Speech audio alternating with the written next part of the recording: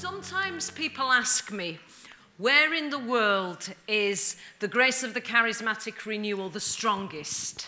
Često me ljudi pitaju gdje je ta milost katoličke karizmatske obnove u svijetu najjača. And in a sense, it's a very simple question. I na jedan određen način to je pitanje jako jednostavno. And the answer is simple. I odgovor je jednostavan. Because the grace of the renewal Zato što milost obnove is a mirror of the church. je zapravo ogledalo crkve. So where the church is growing, Jer tamo gdje crkva raste, the charismatic renewal is growing. također i karizmatska obnova raste. Where there's a lot of young people in church, Tamo gdje ima jako puno mladih ljudi u crkvi, there's a lot of young people in the charismatic renewal. tamo ima i jako puno mladih ljudi u obnovi. And so on. I tako dalje. But when I think about the question, it can be answered in a number of ways. Ali to pitanje, kad malo razmislimo o njemu, može biti odgovoreno na više načina. Because if you say, where in the world is the charismatic renewal the strongest? Ali ako me pitate, znači, gdje je ta milost katoličke karizmatske obnove najjača u svijetu, You can think of numbers. možete razmišljati o brojevima. So it's strongest where there are thousands and thousands of people. Najjača je tamo gdje je veliki broj ljudi. Jel? And if you're thinking of numbers, A ako govorimo o brojevima, certainly the renewal would be strongest in Latin America, in Brazil probably. znači ako govorimo o tim brojevima, onda je katolička karizmatska obnova najjača u Brazilu, znači u Latinskoj Americi. But remember, there's a lot of Catholics in Brazil. Ali morate zapamtiti da je tamo jako puno katolika u Brazilu. But there are a lot of people in prayer groups in Brazil, a lot of people in communities. Puno ljudi u Brazilu vjernika je član neke molitvene zajednice ili molitvene grupe. A lot of ministries serving the needs of the poor that are birthed in the renewal. I puno njih služi potrebitima i siromašnima. Many things. TV stations. Postoji čak i katoličke karizmatske televizijske postaje. But let's look at another way of measuring the strength of the renewal. Ali ako gledamo s druge strane neke druge mjere gdje je katolička karizmatska obnova najjača, Not numbers, a ne brojeve, but maturity. zrelost, na primjer. So where in the world do I find a mature charismatic renewal? Gdje u svijetu mogu naći zrelu katoličku karizmatsku obnovu? Now that's a very different answer I would give. Onda je neki totalno drugačiji odgovor. Because there can be a group of 5 people who are very, very mature. Jer može biti grupa od 5 ljudi koji su jako zreli. And after 50 years, that's how long our history is, it's very short, but 50 years, we should be maturing in the spirit. Jer u našoj povijesti koja je 50 godina, to nije jako dugačka povijest, ali mi bismo trebali biti sve zreli i zreli u duhu. But when we hear this word maturity, don't think that means growing old in the spirit. Kad kažemo zrelost u duhu, nemojte misliti, ali stvarno nemojte misliti, na starenje u duhu. Maturity doesn't mean growing old, it means going deeper. Zrelost ne znači biti stariji, nego ići dublje. And I think this is an important reflection for the renewal. I mislim da je to jako važno razmišljanje za cijelu obnovu. Because sometimes Nekada we prefer things to stay at a superficial level. Nekada želimo jednostavno da stvari ostanu na tom površinskom sloju. When things stay at that level, it's comfortable. Kad su stvari na tom površinskom sloju, onda je sve ugodno. We become very familiar with things. I upoznati smo s mnogim stvarima. There's a sense in which we can be in control. Na neki način držimo sve pod kontrolom. But when the Lord takes us deeper, Ali kad nas Gospodin odvede dublje, then things become very different. onda stvari postaju drugačije. Sometimes we don't know what's happening. Nekad jednostavno ne znamo što se događa. We have to be ready for the surprises of the Holy Spirit. I moramo biti spremni za iznenađenja Duha Svetoga. When we go deeper, Kad idemo dublje, then often the Lord brings challenges into our lives. onda Gospodin često donosi izazove u naš život. Because you only grow through challenges. Jer jedino možeš rasti kroz izazove. You know, when a child is growing up, Kad dijete odrasta, small children can do anything. mala djeca mogu raditi bilo šta. And the parents say, oh, isn't that cute? I roditelji joj govore kako je to slatko. So a small child breaks something, oh, never mind. Kao malo dijete nešto slomi, roditelj, ma nema veze. Yeah. When you're 12 years old and you break something. Ako si imaš 12 godina i nešto slomiš, gotov si. Yeah. So that's how we learn how to grow up. Na taj način učimo kako odrasti. Yeah. So when we start becoming more mature in the spirit, Kako postajemo sve zreliji u duhu, maybe the life in the spirit is not as easy as it used to be. onda taj život u duhu nije tako jednostavan kakav je prije bio. But we have to push through. We have to go through the growing pains. Ali moramo izgurati, moramo pretrpiti te boli odrastanja. So that's another way of measuring the renewal, the maturity, the depth of things. To je još jedan način, znači, na koji možemo mjeriti jakost, odnosno snagu katoličke obnove. And a third way is to say, well, is the charismatic renewal faithful to the mission?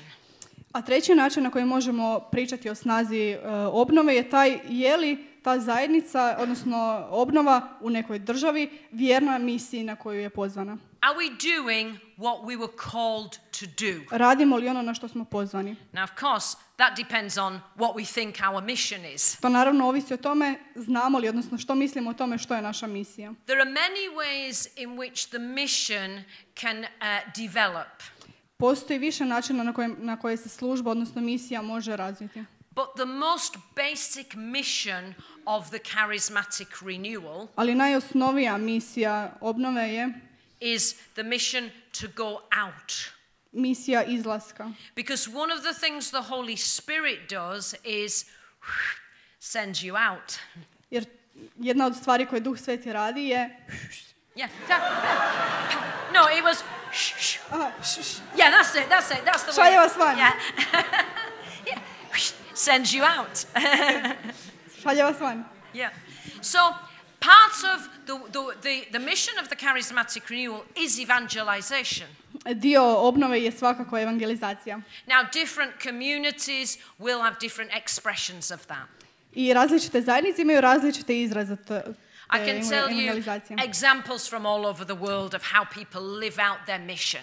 I mogu vam dati primjere iz raznih dijelova svijeta kako ljudi žive tu svoju misiju. I'm thinking of some of my friends in South Korea. Let's go to Asia. South Korea. Na primjer, neki moji prijatelji iz Južne Koreje, The friends in the renewal there have a huge ministry to homeless, destitute people, physically challenged people, mentally ill people. Ok, znači oni služe jako puno beskućnicima, ljudima koji imaju fizičkih poteškoća, mentalnim bolesnicima. They go out in the streets, meet these people and bring them into a place where they can live a good life. Oni doslovno izlaze na ulice, dolaze do takvih ljudi i pozivaju ih na mjesto gdje oni mogu živjeti normalnim životom. That's one way. To je jedan način, na primjer. Let me tell you about some of my friends in Brazil. Neki prijatelji iz Brazila, na primjer. The renewal there has a ministry called Faith and Politics. Znači, tamo postoji služba koja se zove Vjera i politika.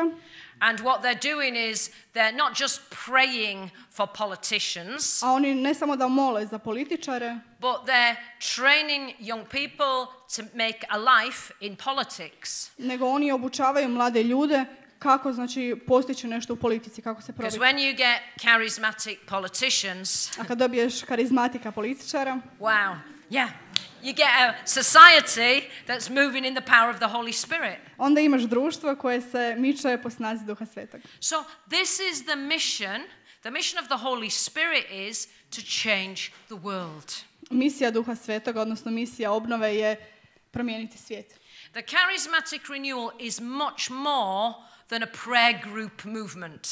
Katolička karizmatska obnova je puno više od molitvenog pokreta. Yes, our prayer groups are very important. Of course they are. Da, naši molitveni timovi su naravno jako važni. But we have to remember our calling, which is Ali moramo zapamtiti svoj poziv koji je yeah, good, perfect, yeah, to change the world. promijeniti svijet. So I'm offering that to you as a reflection, to think about those three areas. Razmislite o ta tri područja o kojima sam govorila. How can you as a community grow numerically? Kako vi kao zajednica možete rasti brojčano? It's not completely full in here tonight, so you can find some more people. Nije baš tako puno večeras, znači može doći još ljudi. I know you have more people than it. Yeah, I know. You have more people. I know. Okay, it's not completely full in Zagreb, so you can find more people. How can you as a community go deeper in the Kako Holy možete kao Spirit? zajednica ići dublje u Duhu Svetom? Well, what is the Lord asking of you? This is your discernment. Znači, na što vas Bog poziva? And how can you as a community move in your particular mission? Kako se vi kao zajednica možete pomaknuti u svojoj zajedničkoj misiji? You see, what Pope Francis has asked of us Ono što je Papa Franjo tražio od nas je is to share with everybody in the church this grace that we live, the grace of the baptism in the Holy Spirit. to je da sa svim ljudima u crkvi posebno podijelimo tu milost koju imamo po krštenju u Duhu. This is not some best kept secret. To nije neka tajna koju treba jako čuvati. It's something for everybody. To je nešto za svakoga. So we have to think about what's the best way that Moramo we can share razmišljati this koji je grace. najbolji način na koji možemo podijeliti tu milost. And I want to say there are 3 important stages to this life in the Holy Spirit, this baptism in the Holy Spirit. Postoje neke 3 faze o kojima ću govoriti, vezano za te faze su o životu u Duhu. The first one, you're very familiar with this, is conversion. Prva je obraćenje. We meet Jesus Upoznajemo Isusa and our lives are changed. i naši životi su promijenjeni. Put up your hand if Jesus has changed your life. Podigni ruku ako ti je Isus promijenio život. Praise the Lord. Yeah. Yeah. That's the first step, conversion to Jesus. To je prvi korak, obraćenje prema Isusu. And the conversion to Jesus comes through the action of the Holy Spirit. A obraćenje prema Isusu dolazi kroz djelo Duha Svetoga. And when we come into conversion to Jesus and we come into that life in the Holy Spirit, A kada dođe to obraćenje Isusu i počnemo živjeti u Duhu, then the Lord gives us what we need in order to be able to live this new life. onda nam Gospodin daje ono što nam je potrebno da bismo mogli živjeti u tom novom životu. He releases the graces of our sacramental baptism. Onda se Duh Sveti otpušta milosti koje smo dobili po svom sakramentalnom krštenju. He releases the graces of our confirmation. I otpušta milosti koje su dobivene sakramentom potvrde. You know, in confirmation we receive the 7-fold gifts of the Holy Spirit. Znači, u krizmi dobivamo 7 darova Duha Svetoga. So when we come into this deeper conversion, we become aware of all the gifts that we already have. Kada nastupi to dublje obraćenje, onda postajemo svjesni svih tih darova koje već imamo. But also the Lord enables us to be equipped with the charismatic gifts. Ali Gospodin nam daje i oprema nas i drugim karizmatskim darovima. The 9 charisms we find in 1 Corinthians chapter 12. Znači, 9 karizmi o kojima čitamo u 1. Korinčanima 14, 12. Yeah. And this part is really important I ovaj dio je jako važan. because there is a weakness in the charismatic renewal in some parts of the world. Postoji slabost u katoličkoj karizmatskoj obnovi u nekim dijelovima svijeta. Because people are not being equipped Jer ljudi nisu opremljeni with the spiritual tools that they need s duhovnim alatima koje trebaju to live the life in the Spirit kako bi mogli živjeti život u Duhu and to be effective in their mission.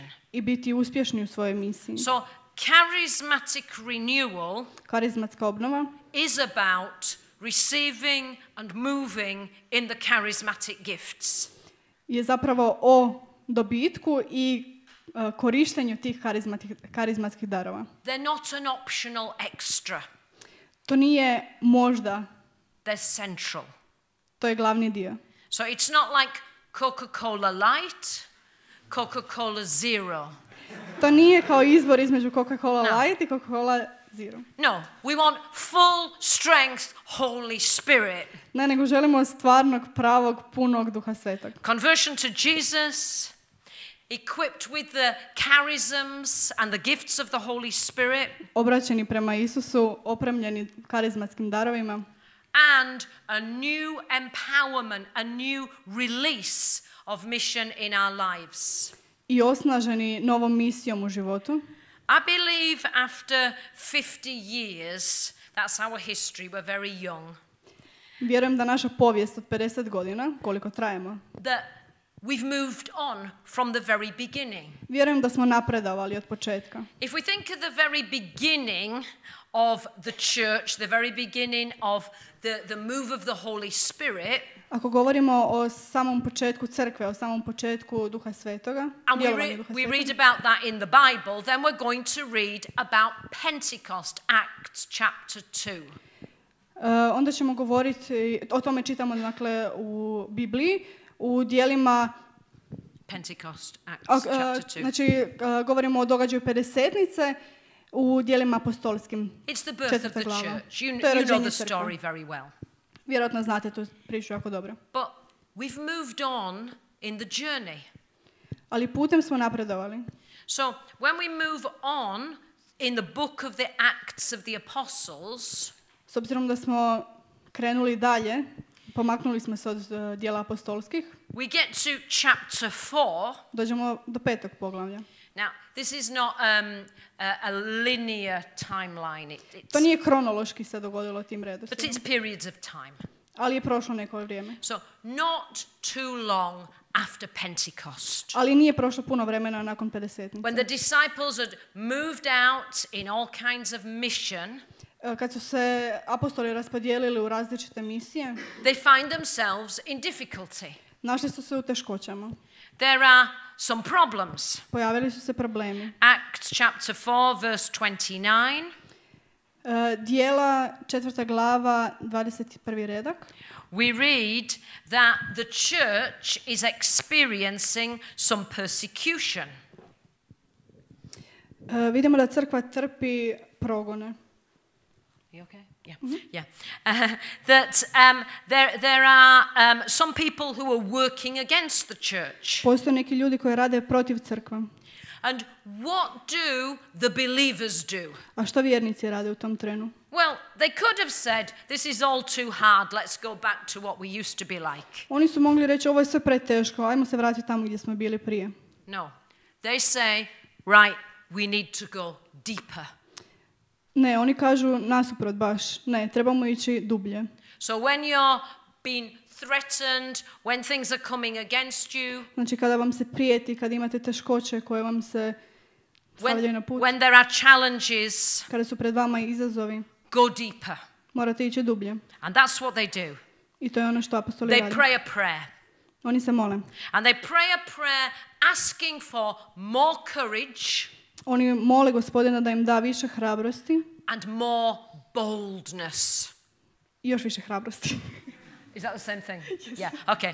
More brave. They need to be brave. They need to be strong. They need to be courageous. Da, treba biti hrabri. Yeah, and yeah. And they pray a prayer. I mole se, uglavnom mole se. Now, what's interesting is, remember, they're all spirit-filled, because I this is što je after važno, Pentecost. znači to je poslije Pedesetnice, oni su svi ispunjeni Duhom Svetim When they pray the prayer, i oni mole. as they prayed, the place they were in began to tremble, began to rock. I znači oni kada su molili, mjesto na kojem su molili počelo se tresti. They were all filled with the Holy Spirit. Oni su svi bili puni Duha Svetoga. And they began to proclaim the message with boldness. I počeli su hrabro propovijedati. Now, these people had already received the Holy Spirit. Ti su ljudi već primili Duha Svetoga. They were a people of Pentecost. Bili su ljudi koji su bili tamo na Pedesetnici. And yet, they receive the Holy Spirit. I opet primaju Duha Svetoga. What does this tell us? Što nam to govori? It tells us that this grace of the baptism in the Holy Spirit To znači da ta milost koja se dobiva krštenjem u Duhu Svetom is an ongoing grace. je nešto što traje. It's not just a one-off experience. To nije jednokratno iskustvo, nego to traje. We begin to live the Spirit-filled Spirit-filled life. Počinjemo živjeti život ispunjen Duhom Svetim. And as we begin to live the Spirit-filled life, I kako počinjemo živjeti život ispunjen Duhom Svetim, there are times when we need to say, I need more of your Holy Spirit. postoje vremena kada trebamo reći trebam više tvog Svetog Duha. Maybe because we feel we're in difficulties from the outside. To je možda jer se osjećamo da imamo problema i teškoća izvana. Maybe because we feel we're in difficulties from the inside. Možda imamo teškoća iznutra. But we need to be a people who are constantly asking the Lord to fill us with His Holy Spirit. Ali trebamo u svakom slučaju biti ljudi koji će neprestano moliti Gospodina da nas ispuni svojim Svetim Duhom. And this is what it means to live the baptism in the Holy Spirit. I to je ono što znači živjeti krštenje u Duhu. That initial conversion, Ono početno, inicijalno obraćenje, that first time that we receive the Holy Spirit, onaj prvi put kad smo osjetili krštenje u Duhu Svetom, is just the first step. to je samo prvi korak. It's a very big step. To je naravno velik korak. It's a life-changing step. To je korak koji mijenja život, But it's only the beginning. ali to je samo početak. If we truly want to go to mature Ako in the stvarno Lord, želimo biti zreliji u Gospodinu, we need to go deeper in the Holy Spirit. moramo ići dublje u Duhu Svetom. And I think that this is the prophetic message for us at this time in the history of the charismatic I mislim da renewal. je to proročka misija koju imamo mi u katoličkoj karizmatskoj obnovi. That Pope Francis is saying to us Papa Franjo nam govori that we have a place right at the heart of the church. da je naše mjesto u samom središtu, odnosno srcu crkve. It was last year during our Jubilee celebrations Prošle godine na proslavi jubileja, when we were in Rome at the invitation of the Pope, kada smo bili u Rimu, tamo gdje nas je Papa pozvao da dođemo, and we had 4 days of celebrating our 50th anniversary. i 4 dana smo slavili svoju 50. godišnjicu. And there were lots of different events, lots of different stories were shared. Bilo je jako puno različitih događaja i puno priča je podijeljeno. There was a testimony from an old Pentecostal minister. Jedan stari pentekostalni sluga, Yeah. let's say, Yeah. je svjedočio. Pentecostal priest, yeah. Svećenik. He met the Catholic charismatic renewal in the very early years, On se susreo s obnovom u samim počecima, in 1972. 1972. And he gave a testimony last year. I prošle godine je svjedočio. And he said, when I first met Kad sam se prvi put susreo Catholic charismatics, katolike karizmatike, I felt sure that the Catholic Church would not tolerate the renewal. bio sam siguran da katolička crkva neće tolerirati i podupirati obnovu. And that Catholics who spoke in tongues would soon be out of the church. I bio sam siguran da će katolici koji mole u jezicima brzo biti izbačeni iz crkve. He said, it seemed impossible to me Činilo mi se nemogućim that the grace of Pentecost da milost pedesetnice, could ever find a home in the Catholic Church. da bi ikad ta milost pedesetnice mogla naći dom u katoličkoj crkvi.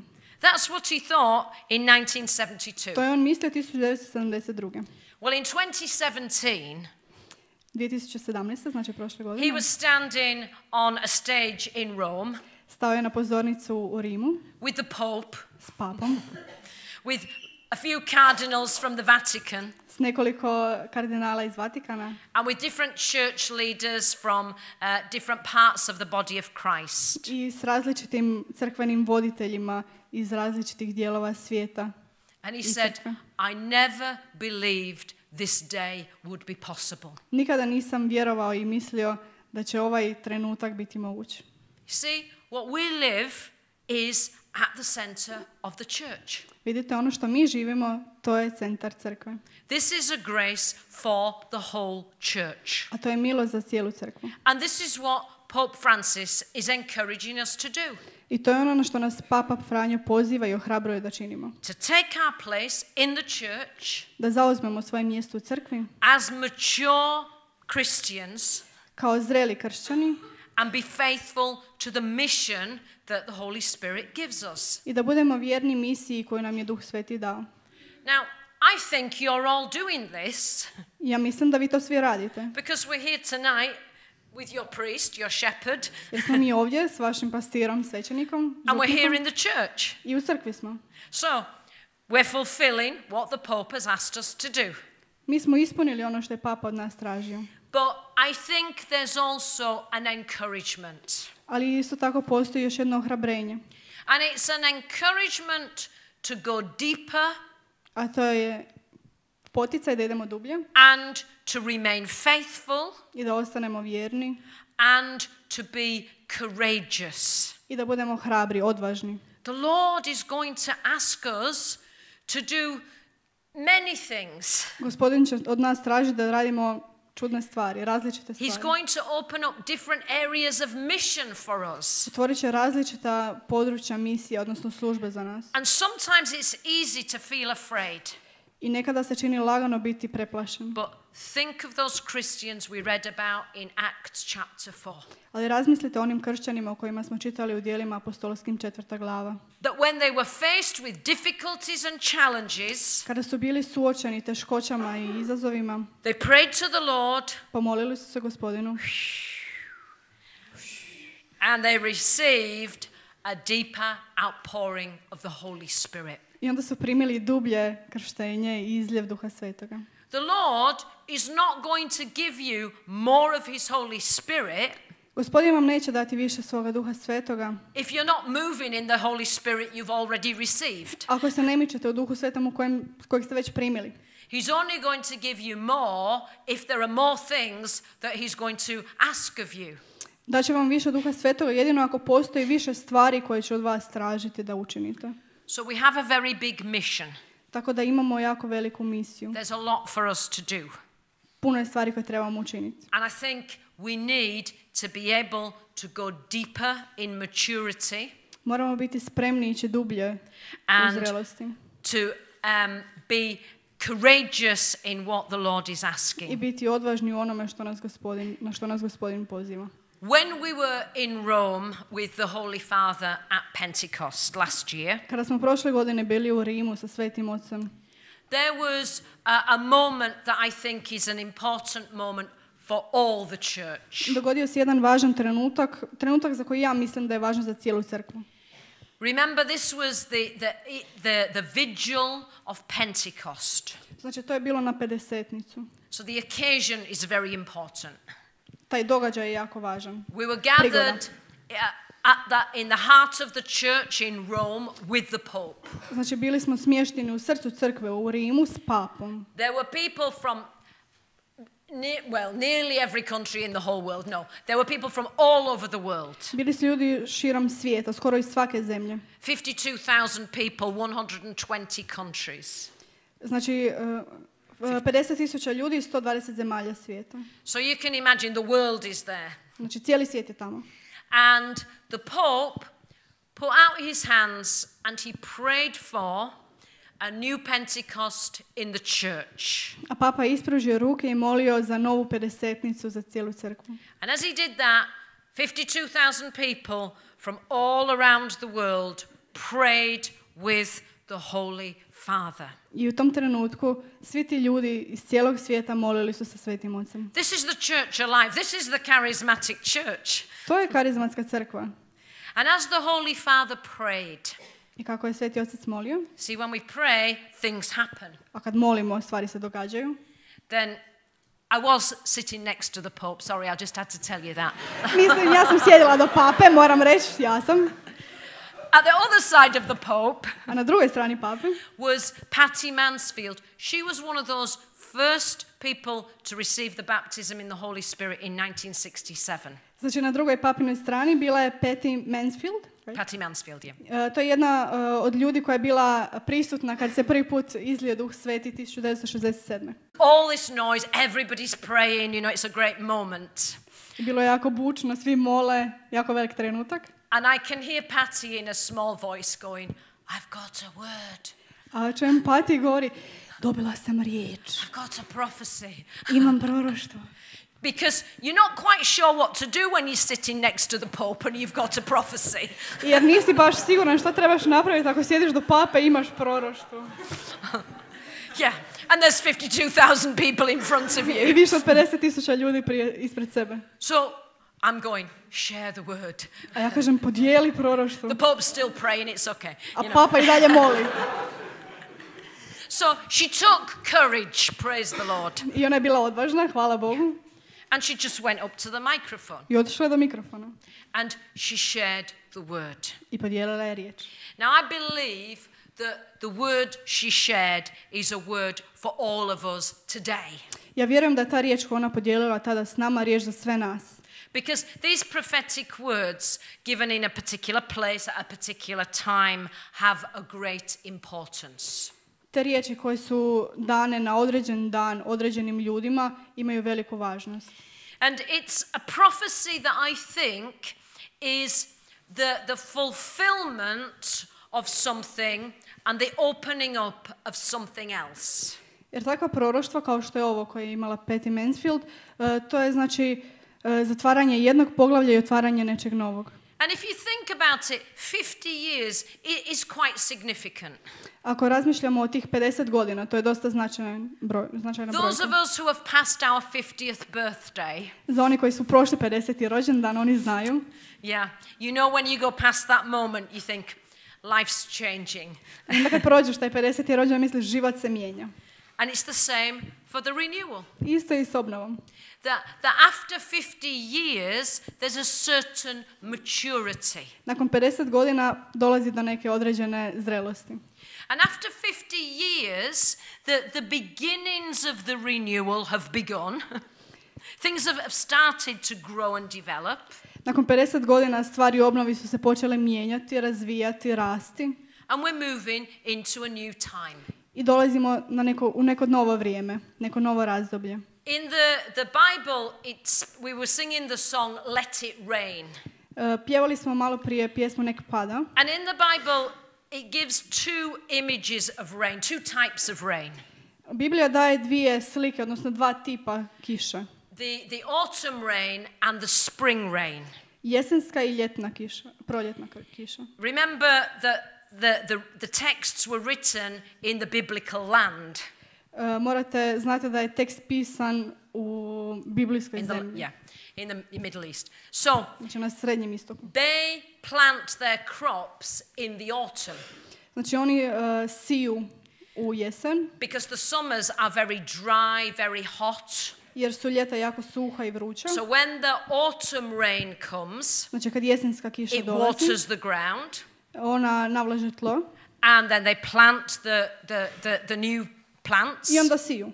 and things begin to grow. I tada u jesen, znači biljke počinju rasti. That's the autumn rain. To je jesenska kiša.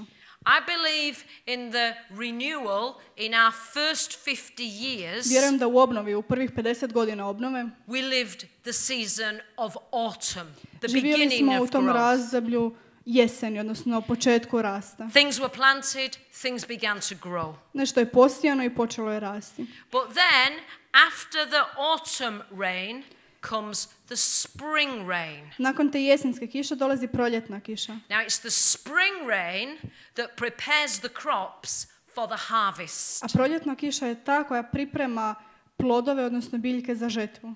Listen to the prophecy from the Jubilee. I slušajte sad to proroštvo.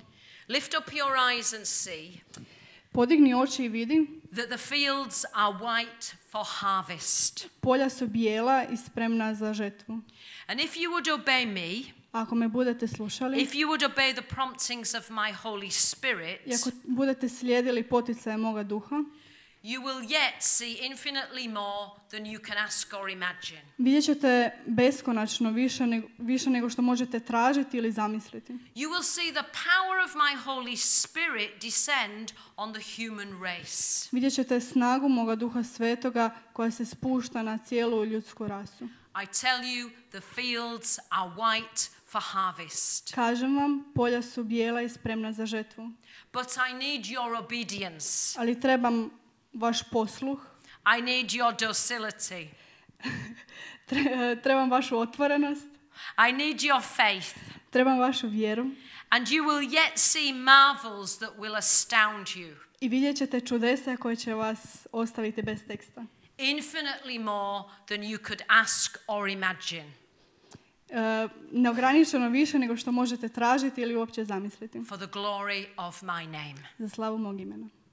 I think the prophecy is that we're moving into a time when there is going to be a harvest. Mislim da se u proroštvu radi o tome da dolazi vrijeme kada ćemo žeti. But in order to bring in that harvest, Ali kako bismo došli do te žetve, we need a new and deeper touch of the Holy Spirit. trebamo novi i dublji dodir Duha Svetoga. So that's what we're going to ask for tonight. I to je ono što ćemo tražiti večeras. Amen. Amen. Thank you.